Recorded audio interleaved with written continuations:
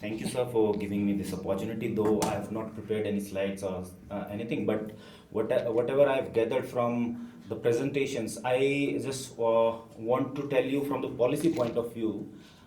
Covid जब हुआ तो उससे पहले आपको ध्यान में होगा कि ये टेलीमेडिसिन जिसको हम कहते हैं वो टेली हेल्थ टेलीमेडिसिन, उसकी डिटेल्स में मैं नहीं जाऊंगा।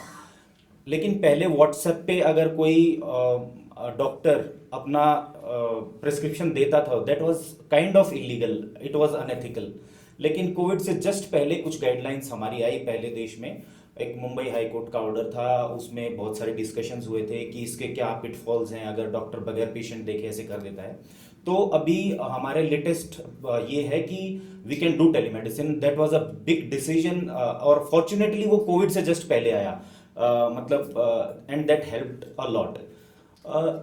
टेलीमेडिसिन में जैसे डॉक्टर मधुर ने बताया कि हमको ऐसा लगता है कि टेलीमेडिसिन क्या है कि पेशेंट डॉक्टर से बात करे, ये टेलीमेडिसिन नहीं है। असल में हमने उसमें तीन डिस्टिंक्ट ग्रुप बनाए हैं।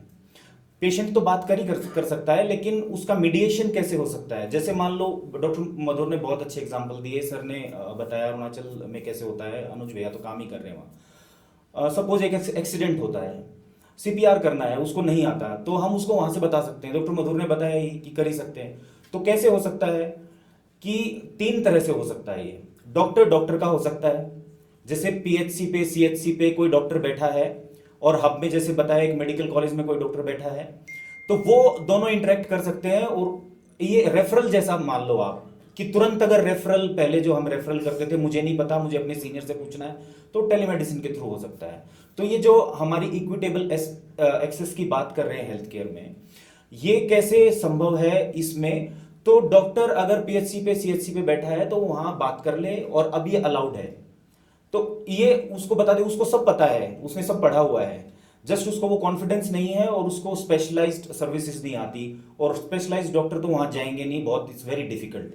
जो डेवलप्ड स्टेट है हमारे, वहीं नहीं पहुंच पाते, पहाड़ों में पहुंचना तो इट्स काइंड ऑफ इम्पॉसिबल, अभी तो ऐसा लग रहा है।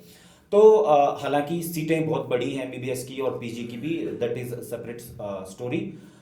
तो डॉक्टर से डॉक्टर का कांटेक्ट हो सकता है। अब सपोज डॉक्टर भी वहां अवेलेबल नहीं है, पीएचसी पे बहुत सारी पीएचसी हमारी ऐसी हो सकती है कि डॉक्टर कहीं गया हुआ है या अवेलेबल नहीं है, तो वहां ट्रेंड पैरामेडिकल स्टाफ तो है जिसको बहुत सारी चीजें पता होती हैं।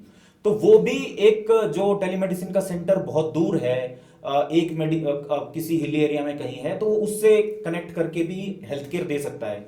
और तीसरा है जो जिसको हमको एक्सप्लोर करना चाहिए, जो भैया ने भी बताया और जो डॉक्टर मधुर ने भी जिसकी तरफ इशारा किया, कि ऐसी जगह जहां कोई हो ही नहीं सकता तो वहां हम क्या करें। तो वहां जैसे नॉर्थ ईस्ट में एक आरोग्य मित्र करके योजना चलती है, तो ऐसे कुछ लोगों को ट्रेन कर सकते हैं क्या हम, गांव की गांव में, जैसे पहले हमारे यहाँ होते भी थे कि भाई इसका इंटरेस्ट है उसमें, तो उसको थोड़ा ट्रेन कर दिया, तो वो एक मध्यस्थता का काम कर सकता है। और एनएमसी की ओर से अब ये सब बेसिकली अलाउड है। और लास्ट पार्ट, आई थिंक उसके बाद हम, समय भी हो गया है, आर्टिफिशियल इंटेलिजेंस का जो रोल है, उसके ऊपर बहुत डिबेट अपने देश में भी चल रही है, विदेश में भी चल रही है, रोबोटिक्स पे भी चल रही है कि क्या करना चाहिए। ऑफ जो टेलीमेडिसिन की गाइडलाइंस हैं वो ये कहती हैं कि आर्टिफिशियल इंटेलिजेंस का प्रयोग अभी हम नहीं कर सकते हैं। दैट इज आज की डेट में जो स्टेटस है वो मैंने आपको बताया।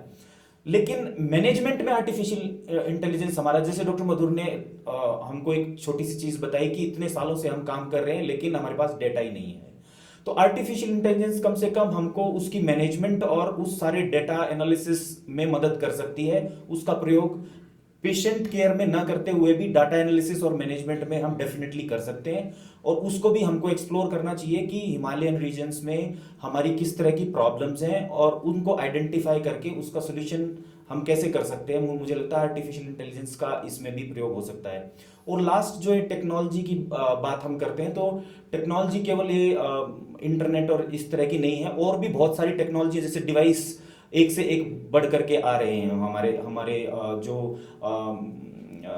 बहुत सारे हम यूज करते हैं कार्डियक डिजीजेस में या फिर ऑर्थोपेडिक्स में, तो उसमें भी उस टेक्नोलॉजी का यूज हम बताया कि ट्रॉमा कितना ज़्यादा अपना पहाड़ी रीजन्स में है, तो उसमें वो डिवाइस इंडस्ट्री के साथ मिल करके नई टेक्नोलॉजी का यूज़ करके हम कैसे उसको लेकर के आ सकते हैं। अपने को ये भी एक आइडेंटिफाई करना पड़ेगा कि इस टेक्नोलॉजी का हम कैसे यूज़ कर सकते हैं। Last but not the list, हमको जो एक छोटी सी बात कही थी, आप लोगों ने भी ध्यान दिया होगा उस पर, ये हमने प्रैक्टिकल, जो डॉक्टर अनुज ने बताया वो प्रैक्टिकल था।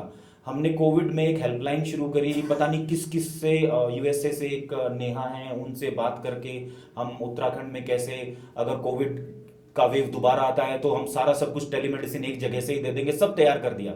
और हमने वो जितना किया किया भी, और ये प्रॉब्लम वहां से निकल के आई कि आपने सब कुछ कर दिया उसका, लेकिन दवाई लेने उसको नीचे ही आना पड़ेगा, तो डॉक्टर को ही दिखा लेगा वो। तो इतनी छोटी सी बात, कई बार हम जब डीपीआर बनाते हैं या सोचते हैं हम करेंगे, तो हम नहीं समझ पाते, हमको करने से ही समझ में आता है। तो मैंने रिक्वेस्ट की भी है माननीय श्याम जी से, और हम सोच भी रहे थे कि और इसका इसका बेसिकली जो एम है, जो ये हिंद संवाद है, वो ये है कि ये इम्प्लीमेंटेशन पे कैसे जाएगा।